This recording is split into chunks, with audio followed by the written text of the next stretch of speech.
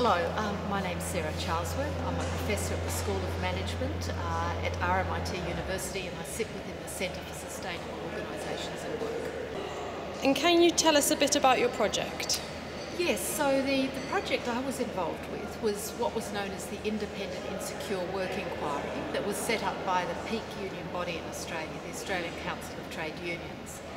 And the inquiry was in response to growing concern, not only within the union movement, but within the community, about what was seen to be the rise of insecure work, and not only casual work, which has been a feature of the Australian labour market for decades, but also the proliferation of other forms of employment, which was seen to make workers very vulnerable in terms of the employment relationship.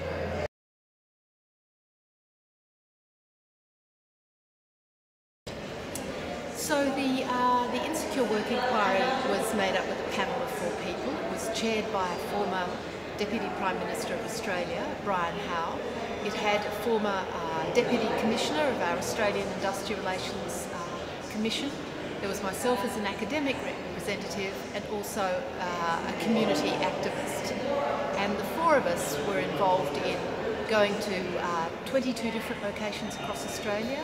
We had hearings of between 1 to 2 days, and people came forward and provided evidence in their own way, in their own form, about their experience or their concern about insecure work. There was an enormous amount of evidence we gathered. We also had over 500 written submissions as well.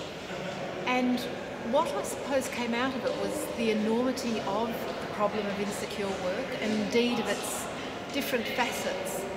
And so we decided to, if you like, divide the problem into various domains, and we looked distinctly at labour regulation, so looked at improvements around labour regulation, but we also deliberately looked at issues of social protection, and in particular the links between social protection and labour regulation. In Australia there's often been, these have been very much siloed, and we decided that they needed to be better linked, because particularly with low-wage workers, which a lot of insecure workers are, they face problems both within the welfare regime as well as the employment regime.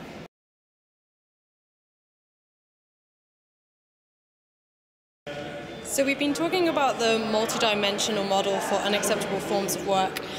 How do you find it applicable in your line of work?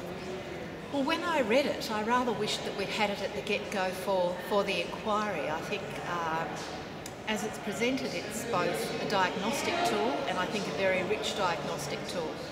It would have allowed us, I think, to gather information more systematically. At times the panel, and indeed the secretariat that was supporting the work of the panel, we were just overwhelmed by the enormity of insecure work, and I think that the multidimensional model gives one a language about where to place it across dimensions of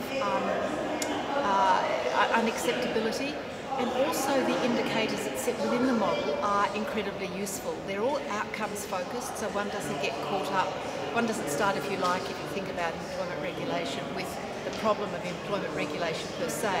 It would allow us to focus much more clearly on the outcomes.